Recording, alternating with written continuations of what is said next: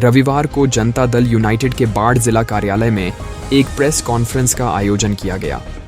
इस press conference को भूतपूर्व विधायक स्वर्गीय विश्वमोहन चौधरी के पुत्र व मुख्यमंत्री नीतीश कुमार के राजनीतिक सलाहकार अनिमेष चौधरी ने संबोधित किया।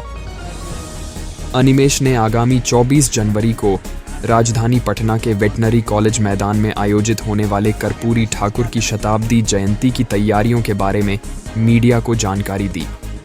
देखिए, इस बार स्वर्गीय कर्पूरी ठाकुर जी जो सामाजिक न्याय के पुरोधा थे, उनकी 100वीं जयंती हम लोग व्यापक और बृहत रूप में मना रहे हैं। वो सिर्फ बाढ़ से मैंने अपने स्तर से करीब 6-7 हज़ार आदमी का मतलब यहाँ से ले जाने लाने, वहाँ खाने पीने की व्यवस्था मैंने की है। इसके अलावा मैं नालंदा भी घूमा हूँ, सहरनौत गया हूँ, बिहार शरीफ गया हूँ, अस्थामा गया हूँ। सभी जगह से लोग आ रहे हैं। मेरे स्तर से सब मिलाकर के 10,000 आदमी की व्यवस्था वेटनरी के बगल के विधायक कॉलोनी में 15 नंबर मेरा वहाँ आवास भी है और वहाँ हमने व्यवस्था की है रहने की, खाने की और लोगों को गाड़ी से आने जाने की व्यवस्था।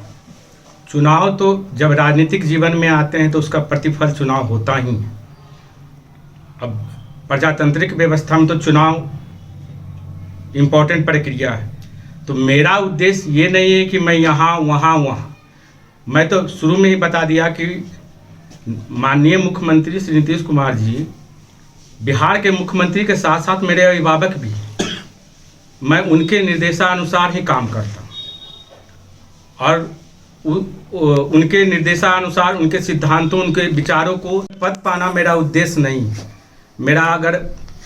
मेरे परिवार का इतिहास आप जानते भी होंगे तो मेरे दादा, मेरे बाबूजी, मैं तीसरी पीढ़ी का और मैं तीसरी पीढ़ी में भी मैंने भी पढ़ाई बहुत अच्छे ढंग से दिल्ली विश्वविद्यालय से लॉ की पढ़ाई की है। मैं प्रैक्टिशनर था दिल्ली में। अपने पिता के देहांत के बाद मैं राजनीति में आया और एक चरणबद्ध तरीके से माननीय मुख्यमंत्री के निर्देश में हम काम कर रहे हैं। हम सामाजिक स्तर पे जो भी मुझसे संभव है या जो मेरे द्वारा हो सकता है उसको मैं करने का काम करता हूँ। ये बहुत भयंकर रैली होगी, मतलब हम लोग की एकजुटता प्रदर्शित होगी जो कर्पूरी के विचारों से, और उस विचार का सही विरासत अगर बिहार के राजनीति में कहिए तो माननीय मुख्यमंत्री ने उसको चरितार्थ देना। यही चाहते हैं कि जो हमारे मुख्यमंत्री ने कार्य किया है बिहार के, उस कार्य को आप देखें। आज आप कहीं भी जा रहे हैं, अभी भी हम जब घूम के आ रहे हैं तो आप टाल एरिया पहले आप जा पाते थे, आप एक ही चीज़ बता पाइए। कोई आवागमन की सुविधा थी, कोई बिजली की व्यवस्था थी। मैं जब बच्चा था तो 80 में देखता था अपने एरिया में बिजली थी, उसके बाद बिजली ही गई। कोई सिंचाई का सुविधा था नहीं। वो काम तो कर चुके हैं। लोग को बताना चाहते हैं कि आप भूल भुलावे में मत रहिए। जो डाइवर्सन की राजनीति आज बिहार में हो रही है, चाहे देश के स्तर पे हो रही है, डेविएट करने का मेन मुद्दा से, बेरोजगारी का मुद्दा है, आपको विकास का मुद्दा है, किसानों की समस्या है, लोग उससे भटकाने के लिए।